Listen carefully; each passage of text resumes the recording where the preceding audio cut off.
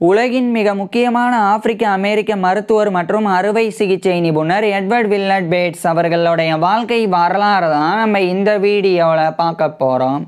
1884 November 5 அன்னைக்கு United ஸ்டேட்ஸோடைய டெக்சாஸில் இருக்கிற டாலஸில் ஒரு ஆப்பிரிக்க அமெரிக்க குடும்பத்தில் ஜான் டபிள்யூ பேட்ஸுக்கும் டிரியா நோர்வுட் பேட்ஸுக்கும் மகனாக பிறக்கிறார் எட்வர்ட் வில்லட் பேட்ஸ்.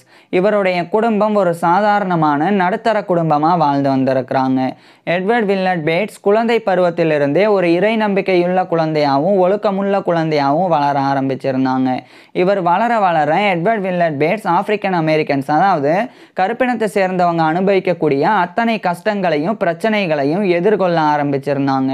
இந்த நிலையில் கரெக்டாக 1890ஆம் ஆண்டுடைய ஆரம்ப காலகட்டத்தில் எட்வர்ட் வில்லட் பேட்ஸுக்கு 5 வயது இருக்கும்போது, அதாவது எட்வர்ட் வில்லட் பேட்ஸ் நவம்பரில் பிறந்திருந்தனால 1890ஆம் ஆண்டுடைய ஆரம்ப காலகட்டத்தில் எட்வர்ட் வில்லட் பேட்ஸுக்கு 5 வயது இருந்தது. அப்போது இவருடைய அப்பா இவருடைய கல்விக்காக டாலஸ்லேயே இருக்கக்கூடிய ஒரு பிரைமரி ஸ்கூலில் இவரை சேர்த்துடுறாங்க. அந்த ஒரு பிரைமரி ஸ்கூலானது கருப்பின மாணவ மாணவிகள் மட்டுமே படிக்கிறதுக்காக உருவாக்கப்பட்ட ஒரு செக்ரிகேட்டட் ஸ்கூலாக இருந்தது.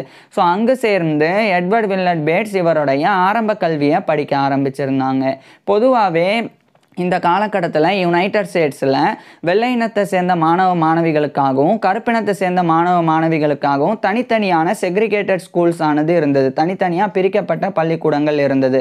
அதில் இந்த வெள்ளை இனத்தை சேர்ந்த மாணவ மாணவிகள் படிக்கக்கூடிய பள்ளிக்கூடங்களில் கல்வியினுடைய தரம் அதிகமாகவும், அதே சமயம் கருப்பினத்தை சேர்ந்த மாணவ மாணவிகள் படிக்கக்கூடிய பள்ளிக்கூடங்களில் கல்வியினுடைய தரம் குறைவாகவும் இருந்தது.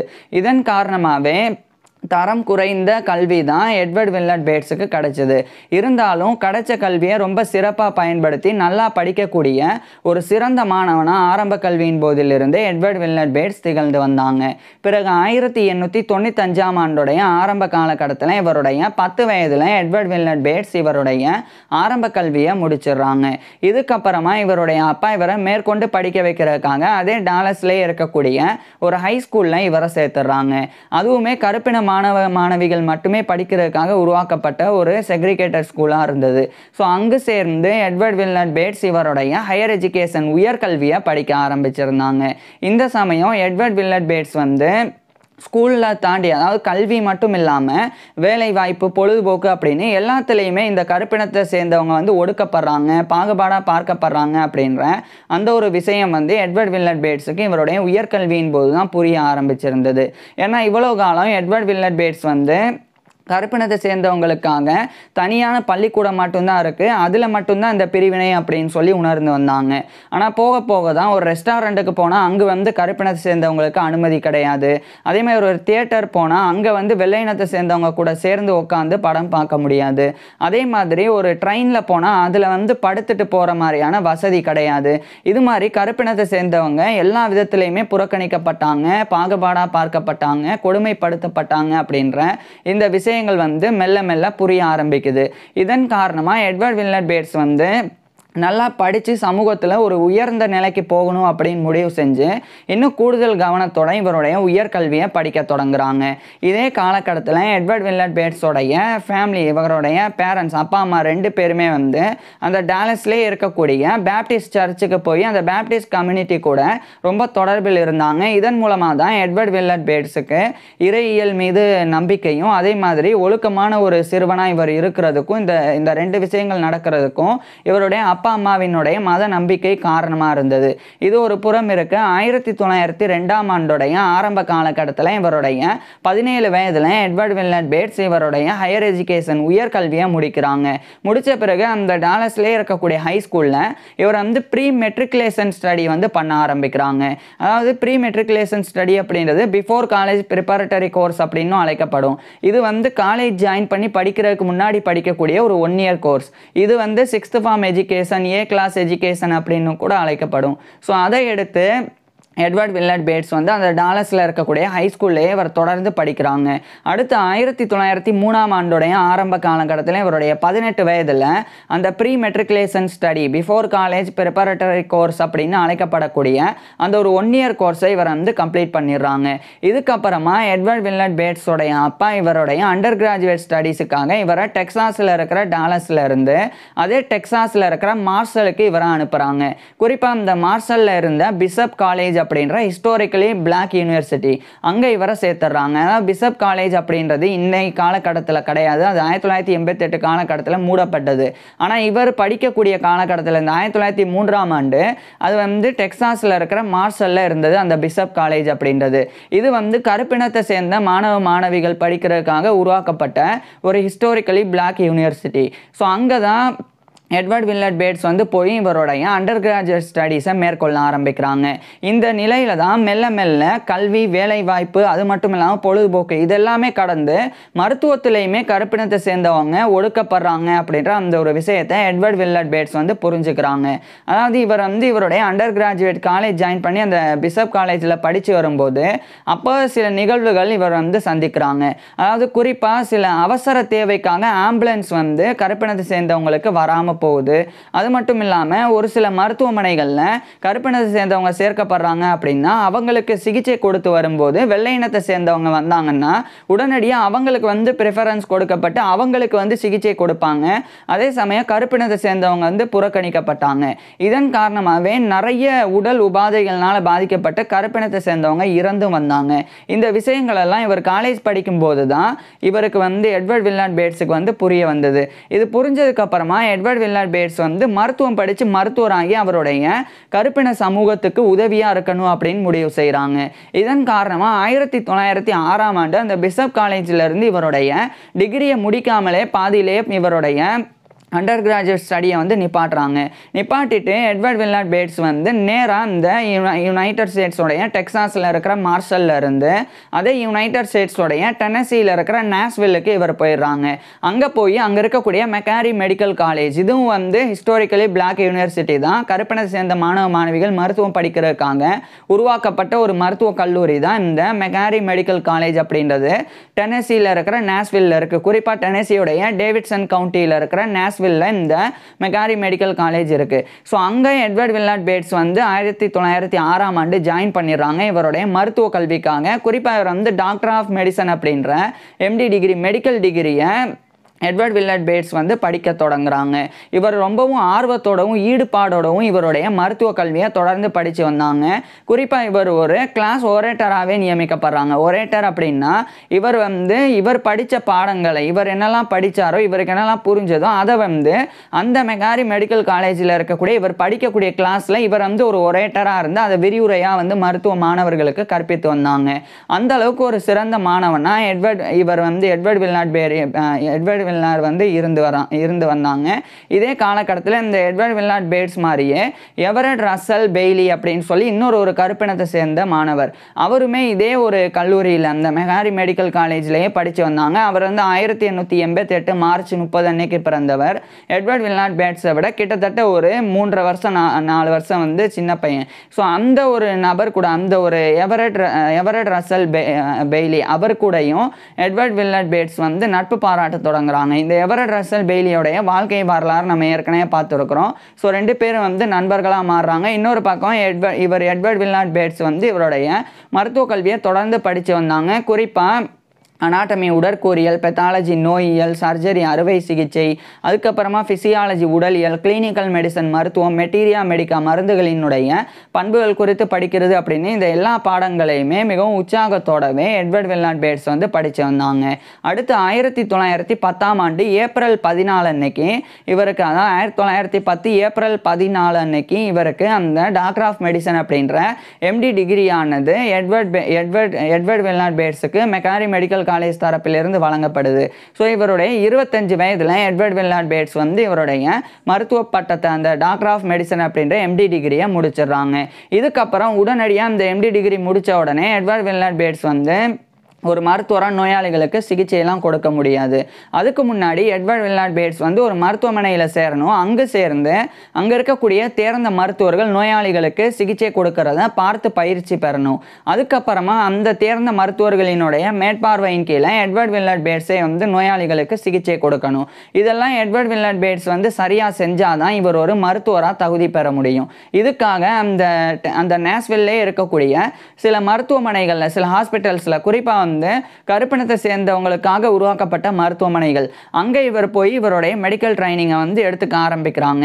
ஸோ இதை வந்து இவர் எட்வர்ட் வில்நாட் பேட்ஸ் வந்து பண்ணுறாங்க. இது வந்து இன்டர்ன்ஷிப் ரெசிடென்சி அப்படின்னு அழைக்கப்படும். இன்டர்ன்ஷிப் அப்படின்னா அங்கே இருக்கக்கூடிய மருத்துவர்கள் நோயாளிகளுக்கு சிகிச்சை கொடுக்கறத பார்த்து பயிற்சி பெறுறது தான் இன்டர்ன்ஷிப். அதே சமயம் ரெசிடென்சி அப்படின்றது மற்ற தேர்ந்த மருத்துவர்களினுடைய மேற்பார்வையின் கீழே எட்வர்ட் வில்நாட் பேட்ஸே வந்து நோயாளிகளுக்கு சிகிச்சை கொடுத்தா அது வந்து ரெசிடென்சி. ஸோ இந்த ரெண்டையுமே வந்து அந்த நேஷ்வில்லே இருக்கக்கூடிய சில ஹாஸ்பிட்டல்ஸில், குறிப்பாக பிளாக்ஸுக்காக, கருப்பினத்தை சேர்ந்தவங்களுக்காக இருக்கக்கூடிய ஹாஸ்பிட்டல்ஸில் இவர் வந்து அந்த மெடிக்கல் ட்ரைனிங்கை மேற்கொள்கிறாங்க. அடுத்து 1912ஆம் ஆண்டு கிட்டத்தட்ட இவருடைய 27-28 வயதில் எட்வர்ட் வில்நாட் பேட்ஸ் வந்து இவருடைய அந்த மெடிக்கல் ட்ரைனிங்லாம் கம்ப்ளீட் பண்ணி ஒரு மருத்துவர் ஆயிடுறாங்க. ஒரு அறுவை சிகிச்சை நிபுணராகவும் ஆகுறாங்க. ஏன்னா இவர் வந்து மருத்துவம் மட்டும் பயிற்சி பெறாமல் அறுவை சிகிச்சை பண்ணுறதுக்குண்டான, சர்ஜரி பண்ணுறதுக்குண்டான அந்த பயிற்சியையும் எடுத்துக்கிட்டாங்க. இதனாலேயே ஒரு மருத்துவராகவும் ஒரு அறுவை சிகிச்சை நிபுணராகவும் இவர் எட்வர்ட் வில்நாட் பேட்ஸ் வந்து ஆகுறாங்க. இதுக்கப்புறம் இந்த 1912ஆம் ஆண்டு இவர் வந்து யுனைடெட் ஸ்டேட்ஸோடைய டெனசியில் இருக்கிற நேஷ்வில்ல இருந்து அதே யுனைடெட் ஸ்டேட்ஸோடைய கென்டக்கியில் இருக்கிற லூயிவில்லுக்கு இவர் போயிடுறாங்க. அங்கே போய் அந்த லூயிவில்ல ஒரு மருத்துவராகவும் அறுவை சிகிச்சை நிபுணராகவும் 1912ஆம் ஆண்டிலிருந்து எட்வர்ட் வில்நாட் பேட்ஸ் வந்து பணிபுரிய தொடங்குறாங்க. குறிப்பாக அங்கே இருக்கக்கூடிய கருப்பினத்தை சேர்ந்தவங்களுக்கு இவர் வந்து இலவச சிகிச்சையும் கொடுக்க தொடங்குறாங்க. இந்த நிலையில் 1914ஆம் ஆண்டு முதல் உலகப் போர் துவங்கிறது. ஃபர்ஸ்ட் வேர்ல்டு வார் வந்து ஸ்டார்ட் ஆகுது. இந்த சமயம் வந்து ஜெர்மனி, ஆஸ்திரியா, ஹங்கேரி போன்ற நாடுகள் ஒரு பக்கமும், இன்னொரு பக்கம் வந்து இங்கிலாந்து, பிரான்ஸ், ரஷ்யா போன்ற நாடுகள் இன்னொரு பக்கமும் அப்படின்னு தனித்தனியாக பிரிஞ்சு நின்று அவங்களுக்குள்ள அந்த குரூப்பாக வந்து போரிட்டாங்க. அதாவது இங்கிலாந்து, பிரான்ஸ், ரஷ்யா போன்ற நாடுகள் ஒரு பக்கம் ஒரு அணி, இன்னொரு அணி வந்து ஜெர்மனி, ஆஸ்திரியா, ஹங்கேரி போன்ற நாடுகள். ஸோ இந்த இரு தரப்புக்கும் வந்து பயங்கரமான போர் யூரோப்பில் வந்து இந்த காலகட்டத்தில் 1914ஆம் ஆண்டு தொடங்கி நடக்க தொடங்குது. இது ஒரு புறம் இருக்க, இன்னொரு மிகப்பெரிய போரானது கருப்பினத்தை சேர்ந்தவங்க மீது யுனைடெட் ஸ்டேட்ஸ்ல நடத்தப்பட்டது. அதாவது எட்வர்ட் வில்நாட் பேட்ஸ் வந்து இப்போ கென்டக்கியில் இருக்கிற லூயிவில்ல வாழ்ந்து வராங்க. அங்கே இவர் வந்து ஒரு பேப்டிஸ்ட் சர்ச்சை ஃபாலோ பண்ணக்கூடிய ஒரு இறையியல் நம்பிக்கை கொண்டவர் அப்படின்றனால அங்கே இருக்கக்கூடிய பேப்டிஸ்ட் சர்ச்சுக்கு இவர் போகிறாங்க. ஆனால் அங்கே வந்து வெள்ளையினத்தை சேர்ந்த அந்த தேவாலய பாதிரியார்கள் அவங்க வந்து கருப்பினத்தை சேர்ந்தவங்க உட்கார்றதுக்கு இடம் கொடுக்க மறுக்கிறாங்க. அது மட்டும் இல்லாமல் வெள்ளையினத்தை சேர்ந்தவங்க ரொம்ப லேட்டாக தேவாலயத்துக்கு வந்தாலும் அவங்கள அனுமதித்து அங்கே இருக்கக்கூடிய சீட்ஸில் இருந்து கருப்பினத்தை சேர்ந்தவங்களை அகற்றிட்டு அங்கே வெள்ளை இனத்தை சேர்ந்தவங்கள உட்கார வச்சாங்க. இது மாதிரி தேவாலயங்களில் கூட இந்த மாதிரி அந்த லூயிவில்ல கருப்பினத்தை சேர்ந்தவங்க மோசமாக நடத்தப்பட்டாங்க. மேலும் அங்கே வந்து ஒரு தேவாலயத்தில் உயர் பதவியில் வர்றதுக்கு, ஒரு ரெவரண்டாவோ இல்லைன்னா ஒரு பாஸ்டராகவோ வர்றதுக்கு, ஒரு ஃபாதராகவோ வர்றதுக்கு வெள்ளை இனத்தை சேர்ந்தவங்க தான் வந்து நியமிக்கப்பட்டாங்க அங்கிருந்த வெள்ளை இனத்தை சேர்ந்த ஜட்ஜஸ் மூலமாக. ஸோ இதெல்லாம் எட்வர்ட் வில்நாட் பேட்ஸுக்கு மிகப்பெரிய ஒரு மனதளவில் காயத்தை ஏற்படுத்தக்கூடியதாக இருந்தது. இது மட்டும் இல்லாமல் கூடுதலாக அதே சர்ச்சஸில் இன்னும் பயங்கரமாக இந்த மாதிரியான கருப்பினத்தை சேர்ந்தவங்களுக்கு உண்டான ஒடுக்குமுறை தொடர்ந்து நடத்தப்பட்டது. இது எதுவுமே வந்து எட்வர்ட் வில்நாட் பேட்ஸுக்கு அந்த அளவுக்கு ஏற்றுக்கக்கூடியதா இல்லை. ஏன்னா எட்வர்ட் வில்நாட் பேட்ஸ் வந்து ஒரு மருத்துவரும் ஆயிட்டாங்க. அவருடைய சமூகத்துக்கே சேவை பண்ணக்கூடிய ஒரு உயர்ந்த நிலையில் இருக்கிறாங்க. இவருக்கே தேவாலயங்களில் இந்த மாதிரியான நிலைமை இருக்கும்போது இன்னும் படிக்காத ஏழைகள், பாமர மக்கள், கருப்பினத்தை சேர்ந்தவங்க இன்னும் எவ்வளோ ஒடுக்குமுறைக்கு உள்ளாவாங்க அப்படின்ற அந்த ஒரு விஷயத்தை நினச்சி பார்க்கும்போது எட்வர்ட் வில்நாட் பேட்ஸ் வந்து ரொம்ப வருத்தப்பட்டு வந்தாங்க. இது மாதிரியான சில நிகழ்வுகள், மோசமான சம்பவங்கள் இவரை சுற்றி நடந்து வந்தது. இது ஒரு புறம் இருக்க, இன்னொரு பக்கம் 1917ஆம் ஆண்டு யுனைடெட் ஸ்டேட்ஸும் அந்த முதல் உலகப் போரில் பங்கேற்கிறாங்க. குறிப்பாக அமெரிக்கா வந்து அந்த இங்கிலாந்து, பிரான்ஸ், ரஷ்யா அவங்க படை சைடு வந்து அவங்க வந்து சேர்ந்து ஜெர்மனி, ஆஸ்திரியா, ஹங்கேரி போன்ற நாடுகளை எதிர்த்து போர் பண்ண தொடங்குறாங்க. அப்போ உடனடியாக நிறைய போர் வீரர்கள் மட்டும் தேவைப்படாமல் நிறைய மருத்துவர்களும் யுனைடெட் ஸ்டேட்ஸோடைய ஆர்மிக்கு தேவைப்பட்டாங்க. ஏன்னா காயமடையக்கூடிய வீரர்கள், போரில் காயமடையக்கூடிய வீரர்களுக்கு சிகிச்சை கொடுக்கறதுக்கு சரியான மருத்துவர்கள், அறுவை சிகிச்சை நிபுணர்கள்லாம் தேவைப்பட்டாங்க. அதுக்காக நிறைய மருத்துவர்கள் நாடு முழுவதும் இருந்தும் அழைக்கப்பட்டாங்க தன்னார்வ தொண்டுக்காக. அப்போ நிறைய பேர் எட்வர்ட் வில்லார்ட் பேட்ஸ் உட்பட நிறைய ஆப்பிரிக்கன் அமெரிக்கன்ஸ் வந்து அதுக்கு முன் வந்தாங்க. அதாவது இவர் எட்வர்ட் வில்லார்ட் பேட்ஸ், அதுக்கப்புறமா வேண்டர்பில்ட் பிரவுன் அப்படின்னு சொல்லி ஒரு கருப்பினத்தை சேர்ந்த மருத்துவர். இந்த வேண்டர்பில்ட் பிரவுனுடைய வாழ்க்கை வரலாறை நம்ம ஏற்கனவே பார்த்துருக்குறோம். அதே மாதிரி நம்ம ஏற்கனவே பார்த்த எவரெட் ரசல் பெய்லி. ஸோ இந்த மாதிரி நிறைய கருப்பினத்தை சேர்ந்தவங்க, ஹென்ரி எல் பிரவுன் போன்ற நிறைய நபர்கள், பிரான்சிஸ் பாஸ்டன் போன்ற நபர்கள், ஸோ இந்த மாதிரி பல நபர்கள் வந்து கருப்பினத்தை சேர்ந்தவங்க இந்த மாதிரி மருத்துவர்களாக இருந்து அந்த காயமடையக்கூடிய வீரர்களுக்கு சிகிச்சை கொடுக்கறதுக்காக யுனைடெட் ஸ்டேட்ஸோடைய மெடிக்கல் கோர்ப், அந்த மருத்துவ படைப்பிரிவு, அதில் வந்து ஜாயின் பண்ண வராங்க. ஆனால் ஆரம்பத்தில் யுனைடெட் ஸ்டேட்ஸ் ராணுவம் வந்து இவங்களாம் மறுக்கிறாங்க. ஏன்னா எப்போ வேணாலும் கருப்பினத்தை சேர்ந்தவங்க ஜெர்மனி பக்கம் வந்து ஜாயின் பண்ணிடலாம் அப்படின்னு பயந்தாங்க. ஏன்னா எக்கச்சக்கமான ஒடுக்குமுறை சமூக ரீதியாகவும் சட்ட ரீதியாகவும் கருப்பினத்தை சேர்ந்தவங்களுக்கு இருக்குது. ஸோ இது மாதிரி வழங்கி வரும்போது அவங்கள வந்து சேர்க்கறது எப்போ வேணால் அவங்க வந்து நமக்கு துரோகம் பண்ணலாம் அப்படின்ற நிலை இருந்தது. ஆனால் நிறைய பேர் இந்த ஆப்பிரிக்க அமெரிக்கனை சேர்ந்த நிறைய உயர்நிலையில் இருக்கக்கூடிய வசதி படைத்தவங்கள்லாம் கருப்பினத்தை சேர்ந்தவங்க வந்து போரில் ஈடுபடணும், அவங்களையும் வந்து எடுத்துக்கோங்க அப்படின்னு பயங்கரமாக அந்த ஒரு பெரிய ஒரு பெட்டிஷன்லாம் போட்டாங்க. குறிப்பாக யுனைடெட் ஸ்டேட்ஸோடைய வாஷிங்டன் டிசியில் இருக்கிற ஹார்வர்ட் யூனிவர்சிட்டி அப்படின்ற ரொம்ப ஃபேமஸான கருப்பினத்தை சேர்ந்தவங்களுக்காக இருக்கக்கூடிய ஒரு ஹிஸ்டாரிக்கலி பிளாக் யூனிவர்சிட்டி, அங்கே இருக்கக்கூடிய நிறைய மாணவர்கள், ஆப்பிரிக்க அமெரிக்க ஸ்டூடெண்ட்ஸ் வந்து பெட்டிஷன்லாம் போட்டாங்க. அதுக்கப்புறம் தான் சரி கருப்பினத்தை சேர்ந்தவங்கள எடுத்துக்கலாம் அப்படின்னு 4 ரெஜிமெண்ட்டாக வந்து பிரிக்கிறாங்க. 4 படைப்பிரிவு மட்டும் கருப்பினத்தை சேர்ந்தவங்களுக்காக ஒதுக்குறாங்க. அதில் 92nd டிவிஷன், அதுலேயும் முழுக்க கருப்பினத்தை சேர்ந்தவங்க இருக்கிற மாதிரி பண்ணுறாங்க. ஏன்னா மிக்சடாக வெள்ளை இனத்தை சேர்ந்த இராணுவ வீரர்கள் கூட சேர்ந்து பயிற்சி பெறதுக்கோ போர் பண்ணுறதுக்கோ கருப்பினத்தை சேர்ந்தவங்க அனுமதிக்கப்படலை. இதனாலேயே தனியாக அந்த 92nd இன்ஃபென்ட்ரி டிவிஷன் அப்படின்னு ஒரு காலாட் படைப்பிரிவு, 92வது காலாட் படைப்பிரிவு கருப்பினத்தை சேர்ந்தவங்களுக்காக உருவாக்கப்பட்டது. ஸோ எட்வர்ட் வில்லார்ட் பேட்ஸும் போய் அந்த இராணுவத்தில் வந்து ஜாயின் பண்ணுறதுக்காக போகிறாங்க. அப்போ இவர் வந்து ஃபஸ்ட்டு எட்வர்ட் வில்லார்ட் பேட்ஸ் வந்து ஃபஸ்ட்டு இந்த Fort Des Moines provincial army officer training school அப்படின்னு சொல்லி ஒரு ட்ரைனிங் ஸ்கூலுக்கு இவர் வந்து அனுப்பப்படுறாங்க.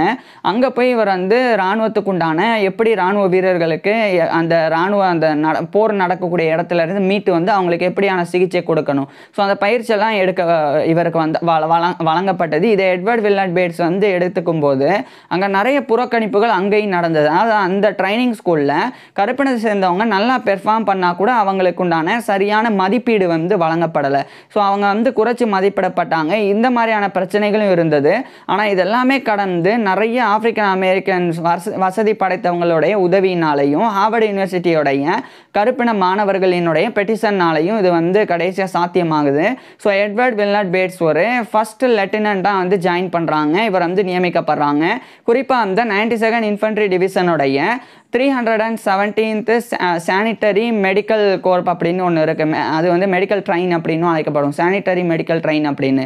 அந்த 317th சானிட்டரி மெடிக்கல் ட்ரெயினுடைய ஒரு குரூப்பான 368th ஆம்புலன்ஸ் கம்பெனி, அதில் இவர் வந்து ஃபர்ஸ்ட் லெப்டினண்ட்டாக 1917ஆம் ஆண்டு நியமிக்கப்படுறாங்க. அடுத்து இவர் வந்து யுனைடெட் ஸ்டேட்ஸில் இருந்து ஃப்ரான்ஸுக்கு இந்த 92nd இன்ஃபென்ட்ரி டிவிஷன் மூலமாக அனுப்பப்படுறாங்க. ஸோ ஒட்டுமொத்த அந்த படைப்பிரிவுமே 92வது காலாட் படை அப்படியே வந்து நேராக அங்கே ஃப்ரான்ஸில் வந்து இறங்கிடுறாங்க.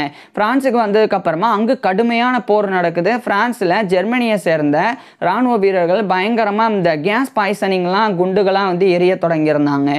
இதன் காரணமாக நிறைய இராணுவ வீரர்கள் வந்து இந்த கேஸ் மாஸ்க் இல்லாமல் பெரிய அளவில் இறந்து போகவும் செஞ்சாங்க. அப்போ அவங்கள காப்பாற்றுறதுக்காக மருத்துவர்கள் உடனடியாக ஃப்ரான்ஸுக்கு அனுப்பப்பட்டாங்க. அப்போ எட்வர்ட் வில்லார்ட் பேட்ஸ் வந்து ஒரு ஃபர்ஸ்ட் லெப்டினண்டாக 368th ஆம்புலன்ஸ் கம்பெனி அதில் இருந்தனால இவர் தொடர்ச்சியாக அங்கே வந்து போர் பண்ணி, அதாவது அந்த போரில் காலத்துக்கு போய் அங்கே இருக்கக்கூடிய அந்த காயமடைஞ்ச வீரர்கள், பாதிக்கப்பட்ட வீரர்கள், அவங்கள எட்வர்ட் வில்லார்ட் பேட்ஸ் வந்து மீட்க தொடங்குறாங்க இவருடைய அணியோட.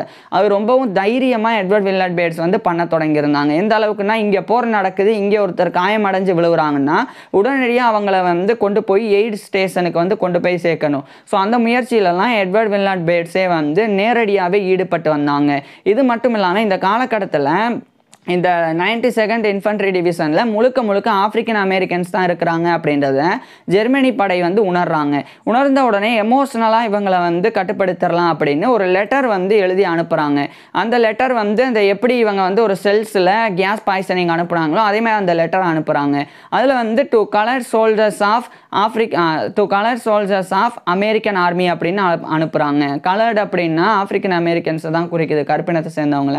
So to coloured soldiers of American army அப்படின்னா அந்த ஒரு லெட்டர் அனுப்புகிறாங்க, அமெரிக்க இராணுவத்தின் கருப்பின வீரர்களுக்கு அப்படின்ற டைட்டிலில். அதில் வந்து நிறைய விஷயங்கள், குறிப்பாக வந்து ஜெர்மனியை எதிர்த்து நீங்கள் ஏன் போர் பண்ணுறீங்க, நீங்கள் ஜெர்மனியை எதிர்க்க வேண்டிய அவசியம் இல்லை, யுனைடெட் ஸ்டேட்ஸில் உங்களுக்கு சரியான ஜனநாயகமோ அது சட்ட ரீதியான சுதந்திரமோ இருக்குதா, எந்த அளவுக்கு நீங்கள் ஒடுக்கப்படுறீங்க, ரெஸ்டாரண்ட்டில் ஆரம்பித்து தியேட்டரில் ஆரம்பித்து அதுக்கப்புறமா ட்ரெயின் வரைக்கும் எல்லாத்துலேயுமே நீங்கள் ஒடுக்கப்படுறீங்க மாதிரியான விஷயங்கள் நான் வந்து சாராம்சம் தான் சொல்கிறேன் அந்த லெட்டரில் இருக்கக்கூடியது. ஸோ அது மாதிரி சொல்லியிருந்தாங்க. அது மட்டும் இல்லாமல் நீங்கள் ஜெர்மனிக்கு வந்தீங்கன்னா அந்தளவுக்கு கருப்பினத்தை சேர்ந்தவங்க மோசமாக நடத்தப்படலை, நிறைய கருப்பினத்தை சேர்ந்தவங்க நிறைய பிஸ்னஸ் பண்ணுறாங்க, பெரிய நிலையில் இருக்கிறாங்க, அவங்க எந்த விதத்திலையுமே கட்டுப்படுத்தப்படலை, ஒடுக்குமுறைக்கு உள்ளாகலை, அதே மாதிரி பாகுபாடாக பார்க்கப்படலை. வெள்ளை இனத்தை சேர்ந்தவங்க போலவே கருப்பினத்தை சேர்ந்தவங்களும் நல்ல சுதந்திரத்தோட ஜெர்மனியில் இருக்கிறாங்க. ஸோ துப்பாக்கியை உங்கள் நாட்டுக்காக தூக்குறது அது பெரிய கௌரவம் கிடையாது, அது உங்களுக்கே நீங்கள் பண்ணக்கூடிய அவமானம். அதனால துப்பாக்கியை தூக்கி எறிஞ்சிட்டு எங்களுடைய ஜெர்மன் இராணுவத்தில் வந்து ஜாயின் பண்ணுங்க அப்படின்னு அவங்க வந்து அந்த லெட்டரில் எழுதியிருந்தாங்க. நான் வெறும் சாராம்சம் சொல்கிறேன். இதை படித்து பார்த்துட்டு ஆப்பிரிக்கன் அமெரிக்கன்ஸ் வந்து அது உண்மை அப்படின்னு தான் நினச்சிருக்கணும். ஏன்னா ஆப்பிரிக்கன் அமெரிக்கன்ஸுக்கு அந்த அளவுக்கு உண்டான கொடுமைகள் தான் யுனைடெட் ஸ்டேட்ஸில் அந்த காலகட்டத்தில் நடத்தப்பட்டு வந்தது. அப்படி இருந்த போதும் கூட எட்வர்ட் வில்நாட் பேட்ஸ் உட்பட அந்த இராணுவத்தில் பணிபுரியக்கூடியவங்க, மருத்துவர்களாக இருக்கக்கூடியவங்க, அந்த கருப்பினத்தை சேர்ந்த எல்லாருமே, அந்த 92nd இன்ஃபன்ட்ரி டிவிஷனை சேர்ந்த எல்லாருமே அதை வந்து மறுத்துட்டு தொடர்ந்து ஜெர்மனியை எதிர்த்து போர் பண்ண தொடங்குறாங்க. ஏன்னா அதுக்கு முக்கியமாக சில காரணங்கள் இருக்குது. ஒன்று, அந்த யுனைடெட் ஸ்டேட்ஸ் ஆர்மியில் ஆரம்பத்தில் ஆப்பிரிக்கன் அமெரிக்கன் சேர்க்கப்படலை. ஏன் அப்படின்னு சொன்னால் அவங்க ஒருவேளை துரோகம் பண்ணுறதுக்கு வாய்ப்பு இருக்குது அப்படின்னு கருதுனால. ஒருவேளை இப்போ ஜெர்மன் படையோட எட்வர்ட் வில்நாட் பேட்ஸோடைய அந்த படைப்பிரிவு அப்படியே ஜாயின் பண்ணால் யுனைடெட் ஸ்டேட்ஸ் இராணுவம் என்ன நினச்சாங்களோ அது வந்து உறுதிப்படுத்துகிற மாதிரி இருக்கும். கருப்பினத்தை சேர்ந்தவங்களுக்கே அது பெரிய அவமானத்தை வந்து தேடி கொடுக்கும். அது மட்டும் இல்லாமல் ரெண்டாவதாக நிறைய ஆப்பிரிக்கன் அமெரிக்கன் சேர்ந்த வசதி படைத்தவங்க, அதே மாதிரி நிறைய ஸ்டூடெண்ட்ஸ் கருப்பினத்தை சேர்ந்த மாணவர்கள் எல்லாம் இந்த மாதிரி ஆர்மியில் வந்திருக்கிறாங்க. அவங்கெல்லாம் இவங்களை வந்து மருத்துவர்களாகவும் இராணுவ வீரர்களாகவும் அனுப்பியிருக்கிறாங்க. அப்படி இருக்கும்போது இவங்க ஜெர்மன் படையில் சேர்ந்தால் அவங்களுக்கும் பண்ணக்கூடிய ஒரு பெரிய துரோகமாக இருக்கும் அப்படின்னு நினச்சாங்க. மேலும் ஒட்டுமொத்த தேசத்துக்கே பண்ணக்கூடிய அது தேச துரோகம் அப்படின்னும் எட்வர்ட் வில்நாட் பேட்ஸ் உட்பட அங்கிருந்த கருப்பினத்தை சேர்ந்தவங்க நினச்சாங்க. இதனாலேயே எங்கள் நாட்டுக்குள்ளே நாங்கள் ஒடுக்கப்பட்டால் அதை எப்படி அதிலிருந்து மீண்டு வர்றதுன்னு எங்களுக்கு தெரியும், எங்கள் நாட்டுக்குள்ளே நடக்கிற விஷயத்தை நாங்கள் பார்த்துக்கிறோம், எங்கள் நாட்டை அதுக்காக நாங்கள் எங்கள் நாட்டில் ஒடுக்கப்படுறனாலேயே உங்கள் நாட்டுக்கு வந்து எங்கள் நாட்டுக்கு எதிராக நாங்கள் மாறுற அளவுக்கு தேச துரோகிகள் கிடையாது அப்படின்ற அந்த ஒரு எண்ணத்தோடு இவங்க தொடர்ந்து போர் பண்ணாங்க. ஸோ இதனாலேயே பல விஷயங்கள் அங்கே ஜெர்மன் படையினர் வந்து கோபம் அடைஞ்சு இன்னும் பயங்கரமாக கேஸ் பாய்சனிங் வந்து எரிய தொடங்குறாங்க.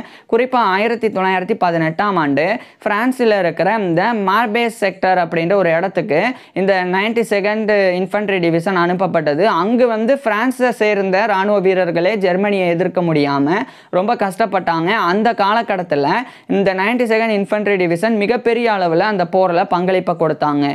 குறிப்பாக கேப்டன் கென்னடி அப்படின்னு சொல்லி ஒரு நபர், அவர் வந்து காயமடைகிறாங்க, கேஸ் பாய்சனால் பாதிக்கப்பட்டு துப்பாக்கி சூடுனாலையும் பாதிக்கப்பட்டு இறக்கக்கூடிய தருவாயில் இருந்தாங்க. அது வந்து போர்க்களத்தினுடைய மையப்பகுதி. அங்கே எட்வர்ட் வில்நாட் பேட்ஸ் வந்து ஒரு 20 ஆம்புலன்ஸில் இருக்கக்கூடிய படைப்பிரிவை சேர்ந்த 20 பேரை வந்து அழைச்சிட்டு உடனடியாக அந்த கேப்டன் கென்னடியை போய் எட்வர்ட் வில்நாட் பேட்ஸ் வந்து மீட்டு கொண்டு வராங்க. மீட்டு கொண்டு வந்த பிறகு இது வந்து அக்டோபர் 1918 இந்த காலகட்டத்தில் நடக்குது. மீட்டு கொண்டு வந்த பிறகு அந்த கேப்டன் கென்னடி வந்து பரிந்துரைக்கிறாங்க. அவர் வந்து சரியாகி வந்த பிறகு எட்வர்ட் வில்நாட் பேட்ஸுக்கு வந்து டிஸ்டிங்விஷ் சர்வீஸ் கிராஸ் அப்படின்ற தைரியத்துக்குண்டான அந்த உயர்ந்த கௌரவம் வழங்கப்படணும் அப்படின்னு சொல்லி, அதாவது டிஸ்டிங்விஷ் சர்வீஸ் கிராஸ் டிஎஸ்சி அப்படின்ற அது இராணுவத்தில் ரொம்ப தைரியமாக போர் பண்ணவங்களுக்கு வழங்கக்கூடிய ஒரு விருது. ஸோ அது வந்து இவருக்கும் வழங்கப்படணும். அதேமாதிரி எட்வர்ட் வில்நாட் கூட சேர்ந்து வந்து அந்த 20 நபர்களுக்கு ஜெனரல் ஆர்டர்ஸும் வழங்கப்படணும் அப்படின்னு அது மாதிரி அவர் வந்து ரெக்கமெண்டும் பண்ணாங்க. அந்த அளவுக்கு எட்வர்ட் வில்நாட் பேட்ஸ் வந்து ரொம்ப தைரியமிக்க ஒரு மருத்துவராகவும் போர்க்காலத்தில் அவ்வளோ நபர்களை வந்து காப்பாற்றினாங்க. அது மட்டும் இல்லாமல் இவர் வந்து கேஸ் டிஃபென்ஸ் ஸ்கூல்லையுமே வந்து நியமிக்கப்பட்டாங்க. இந்த காலகட்டத்தில் வந்து அந்த படைப்பிரிவினுடைய லெப்டினன்ட் கர்னல் வந்து எட்வர்ட் வில்லார்ட் பேட்ஸை வந்து நம்பலை. ஏன்னா மிலிட்ரி அண்டு மெடிக்கல் சப்ஜெக்ட்ஸ்லாம் இவர் 50% தான், 50% மதிப்பெண் தான் பெற்றிருந்தாங்க. அப்போ எப்படி இவர் வந்து இவருடைய அறுவை சிகிச்சை திறமையை வெளிக்காட்ட முடியும் அப்படின்னு இவரை ரீவேல்யூ பண்ணுறதுக்காக மறுபடியும் இவருக்கு எக்ஸாமினேஷன்லாம் வச்சாங்க. அந்த எக்ஸாமினேஷனை சரியாக எழுதி எட்வர்ட் வில்லார்ட் பேட்ஸ் வந்து ஒரு தகுதி வாய்ந்த மருத்துவர் மற்றும் அறுவை சிகிச்சை நிபுணர் அப்படின்றத உறுதிப்படுத்தி மறுபடியும் போரில் இவரை வந்து பங்களிப்பாக கொடுத்தாங்க.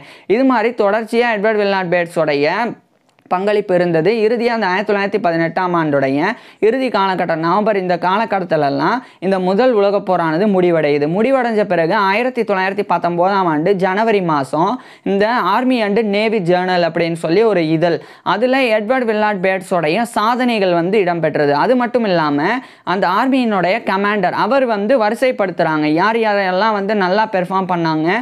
அது நம்பர் 1லேருந்து 5 வரைக்கும் 5 நபர்களை வந்து தேர்ந்தெடுக்கிறாங்க. அவ்வளோ பேர், அவ்வளோ ஆயிரக்கணக்கான பேர் வந்து போர் பண்ண அதில் வந்து 5 நபர்கள் பெஸ்ட்டாக வந்து தேர்ந்தெடுக்கப்பட்டாங்க. அந்த 5 நபர்களில் முதல் மருத்துவர் மற்றும் அறுவை சிகிச்சை நிபுணராக எட்வர்ட் வில்லார்ட் பேட்ஸ் தான் வந்து இருந்தாங்க. ஸோ அந்த அளவுக்கு தைரியமிக்க திறமையான ஒரு மருத்துவராகவும் அறுவை சிகிச்சை நிபுணராகவும் முதல் உலக போரில் ஒரே ஆண்டில் அவ்வளோ பங்களிப்பை எட்வர்ட் வில்லார்ட் பேட்ஸ் வந்து கொடுத்துருந்தாங்க. இதுக்கப்புறமா இந்த 1919ஆம் ஆண்டு ஆர்மியிலிருந்து கௌரவத்தோட எட்வர்ட் வில்லார்ட் பேட்ஸ் வந்து விலகுறாங்க. ஏன்னா இந்த போரெல்லாம் முடிஞ்சனால. இதுக்கப்புறம் இந்த 1919ஆம் ஆண்டு இவர் பிரான்ஸ்ல இருந்து மறுபடியும் யுனைடெட் ஸ்டேட்ஸோடைய கென்டக்கியில் இருக்கிற லூயிவில்லுக்கே வந்துடுறாங்க. அங்கே வந்ததுக்கப்புறமா சேடி பி அப்படின்ற ஒரு பெண்ணை இந்த காலகட்டத்தில் எட்வர்ட் வில்லார்ட் பேட்ஸ் வந்து திருமணம் பண்ணிக்கிறாங்க. திருமணத்துக்கு பிறகு எட்வர்ட் வில்லார்ட் பேட்ஸ் மற்றும் இவருடைய மனைவியான சேடி பி பேட்ஸ் இவங்களுடைய 2 பேருடைய வாழ்க்கையானது ரொம்பவே மகிழ்ச்சியானதாக போக தொடங்கி இருந்தது. இது எட்வர்ட் வில்லார்ட் பேட்ஸோடைய பர்சனல் லைஃப், தனிப்பட்ட வாழ்க்கையாக இருந்தது. இது ஒரு பக்கம் இருக்கு. 1920கள் காலகட்டத்தில் எட்வர்ட் வில்லார்ட் பேட்ஸ் இவருடைய மனைவியை அழைச்சிட்டு யுனைடெட் ஸ்டேட்ஸோடைய கென்டக்கியில் இருக்கிற லூயிவில்ல இருந்து அதே யுனைடெட் ஸ்டேட்ஸோடைய இல்லினாய்ல இருக்கிற சிகாகோவுக்கு போயிடுறாங்க. அங்கே போனதுக்கு அப்புறமா அங்கே இருக்கக்கூடிய கருப்பினத்தை சேர்ந்த சமூகங்களுக்கு எட்வர்ட் வில்லார்ட் பேட்ஸ் இவருடைய பங்களிப்பாக இவர் வந்து நிறைய உதவிகள் மருத்துவ சேவையெல்லாம் பண்ண ஆரம்பிக்கிறாங்க. பணம் உள்ளவங்கிட்ட மட்டும் பணம் வாங்கிட்டு பணம் இல்லாத பாமர ஏழைகளுக்கு இலவச மருத்துவத்தை எட்வர்ட் வில்லார்ட் பேட்ஸ் வந்து அந்த காலகட்டத்திலே வழங்கி வந்தாங்க. குறிப்பாக அவர் நினச்சிருந்தா நிறைய சம்பாதிச்சிருக்க முடியும், நிறைய பெரிய பெரிய உயரத்துக்கு போயிருக்க முடியும், வெளிநாடுகளுக்கு போய் தங்கியிருக்க முடியும். ஆனால் அதெல்லாம் விரும்பாமல் அவருடைய சமூகம் மேலே வரணும், அவங்களுக்கு இந்த மருத்துவ சிகிச்சையானது சரியாக வழங்கப்பட்டு அவங்களுடைய உயிர் காப்பாற்றப்படணும் அப்படின்றதுல அவ்வளோ தீவிரமாக எட்வர்ட் வில்லார்ட் பேட்ஸ் வந்து இயங்கி வந்தாங்க. இதே காலகட்டத்தில் சிகாகோவில் இருக்கக்கூடிய பேப்டிஸ்ட் சர்ச்சுக்கும் இவர் வந்து இவருடைய ஒய்ஃபோட வந்து அடிக்கடி போய் அதையுமே அட்டன் பண்ணாங்க. ஸோ இது மாதிரி எட்வர்ட் வில்லார்ட் பேட்ஸ் வந்து இவருடைய வாழ்நாள் முழுக்க மருத்துவ சேவை மட்டும் இல்லாமல் இறை நம்பிக்கையோடவும் இருந்து வந்தாங்க. இந்த நிலையில தான் எட்வர்ட் வில்லார்ட் பேட்ஸுக்கு நிறைய பிரச்சனைகள் 1925ஆம் ஆண்டுக்கு பிறகு ஏற்பட தொடங்கியிருந்தது. குறிப்பாக இவர் போரில் பங்கு புரியும் போது, போரில் வந்து இவர் பணிபுரியும் போது அங்கே இவர் வந்து அந்த கேஸ்னால அந்த கேஸ் பாய்சனிங்னால பாதிக்கப்படக்கூடியவங்களுக்கு ட்ரீட்மெண்ட் கொடுக்கறது, அதுக்கப்புறமா அந்த போர்க்களத்திலேயே போய் நிறைய வீரர்களை வந்து மீட்டு கொண்டு வருது, அது மாதிரி நடந்தனால அங்கே வந்து அந்த கேஸ் பாய்சனிங்னால இவரும் பாதிக்கப்பட்டிருந்தாங்க ஓரளவுக்கு. அந்த எஃபெக்டை 1925க்கு பிறகு தான் எட்வர்ட் வில்லார்ட் பேட்ஸுக்கு மெல்ல மெல்ல காட்ட தொடங்கி இருந்தது. அது மட்டும் இல்லாமல் இந்த மாதிரி போரில் ஏற்பட்ட பாதிப்பு மட்டும் இல்லாமல் மைட்ரல் ஸ்டெனோசிஸ் அப்படின்ற ஒரு பாதிப்பும், அதே மாதிரி நெஃப்ரைட்டஸ் அப்படின்ற ஒரு கிட்னி டிசீஸ், சிறுநீரக நோயும் இவருக்கு வந்து ஏற்பட்டது. ஆனால் ஆரம்பத்தில் அது எந்த விதமான அறிகுறிகளையுமே வந்து பெருசாக காட்டலாம். ஆனால் போக போக எட்வர்ட் வில்லார்ட் பேட்ஸோடைய உடல்நிலையானது மோசமடைய தொடங்கி இருந்தது. இறுதியாக 1930ஆம் ஆண்டு ஆகஸ்ட் 7 அன்னைக்கு எட்வர்ட் வில்லார்ட் பேட்ஸ் வந்து அந்த பிரேக்ஃபாஸ்ட் சாப்பிட்றதுக்காக காலையில் வந்து டேபிளில் உட்கார்ந்துருக்கும் போதே இந்த நெஃப்ரைட்டஸ் மற்றும் அந்த மைட்ரல் ஸ்டெனோசிஸ்னால இவர் பாதிக்கப்பட்டு இவருடைய 45 வயதில் உயிரிழந்துடுறாங்க. ஸோ 1930 ஆகஸ்ட் 7 அன்னைக்கு இவருடைய 45 வயசில் எட்வர்ட் வில்லார்ட் பேட்ஸ் வந்து உயிரிழந்துடுறாங்க. இவர் உயிரிழந்தது நாட்டுக்கும் இவருடைய ஒட்டுமொத்த சமூக மக்களுக்கும் உண்டான ஒரு அர்ப்பணிப்பு தான். ஏன்னா எட்வர்ட் வில்லார்ட் பேட்ஸ் நினச்சிருந்தா ஒரு மருத்துவராக இருந்து வாலண்டரியாக போய் அந்த ஃபர்ஸ்ட் வேர்ல்டு வாரில் பங்கேற்க வேண்டிய அவசியமே இல்லை. இவர் பாட்டுக்கு இவருடைய வேலையை பார்த்து பணம் சம்பாதிச்சுட்டு போயிட்டே இருந்திருக்கலாம். ஆனால் இவர் வந்து முதல் உலகப் போரில் பங்கேற்றாங்க. அங்கே நிறைய வீரர்களை ரொம்ப அர்ப்பணிப்போட காப்பாற்றுறதுக்காக போர்க்களத்துக்கே போயிட்டு வந்தாங்க. அதனால் இவர் பாதிக்கப்பட்டாங்க. அது மட்டும் இல்லாமல் ஏழைகளுக்கு இலவச மருத்துவ சிகிச்சை வழங்கி வந்தாங்க. அதுவும் குறிப்பாக கருப்பினத்தை சேர்ந்த ஏழைகளுக்கு மட்டும் இல்லாமல் வெள்ளை இனத்தை சேர்ந்தவங்க ஏழைகளாக இருந்தால் அவங்களுக்குமே இலவச மருத்துவ சிகிச்சைலாம் எட்வர்ட் வில்நாட் பேட்ஸ் வந்து கொடுத்து வந்தாங்க. ஸோ இப்பேற்பட்ட நபர் தான். அவர் இவ்வளோ அர்ப்பணிப்புகள் செஞ்சனாலேயே 1930 ஆகஸ்ட் 7 அன்னைக்கு இவருடைய 45 வயதில் எட்வர்ட் வில்நாட் பேட்ஸ் வந்து இறந்து போயிடுறாங்க. எட்வர்ட் வில்நாட் பேட்ஸ் இறந்து போன பிறகு நிறைய இதழ்கள், குறிப்பாக அந்த 1930ஆம் ஆண்டு இவர் இறந்து போனதுக்கப்புறமா சிகாகோலே இருக்கக்கூடிய சிகாகோ டிஃபெண்டர் அப்படின்ற கருப்பினத்தை சேர்ந்தவங்களுக்கு உண்டான ஒரு நியூஸ் பேப்பர், அதில் எட்வர்ட் வில்நாட் பேட்ஸோடைய அந்த இவர் வந்து செய்த சாதனைகள் வந்து அதில் வந்து வெளிவந்து இவர் வந்து கௌரவிக்கப்பட்டாங்க. ஆனால் இதை கடந்து பெரிய அளவில் யுனைடெட் ஸ்டேட்ஸில் எட்வர்ட் வில்நாட் பேட்ஸ் வந்து இவ்வளோ முக்கியமான சாதனை பண்ணியிருக்கிறாங்க. ஆனால் பெரிய அளவில் அங்கீகாரம்லாம் இவருக்கு யுனைடெட் ஸ்டேட்ஸில் கிடைக்கல. இருந்தாலும் அந்த யுனைடெட் ஸ்டேட்ஸில் வாழக்கூடிய ஒவ்வொரு ஆப்பிரிக்கன் அமெரிக்கனுக்கும் எட்வர்ட் வில்நாட் பேட்ஸ் வந்து ஒரு மிகப்பெரிய இன்ஸ்பிரேஷனாக இருந்து வராங்க. ஸோ இப்பேற்பட்ட எட்வர்ட் வில்நாட் பேட்ஸ் பற்றி நீங்கள் என்ன நினைக்கிறீங்க அப்படின்றத கீழே கமெண்ட்ஸில் சொல்லுங்கள். உங்களுக்கு எந்த மாதிரியான டாபிக்ஸில் எந்த மாதிரியான வீடியோஸ் வேணும் அப்படின்றதையும் கீழே கமெண்ட்ஸில் சொல்லுங்கள். தேங்க்யூ.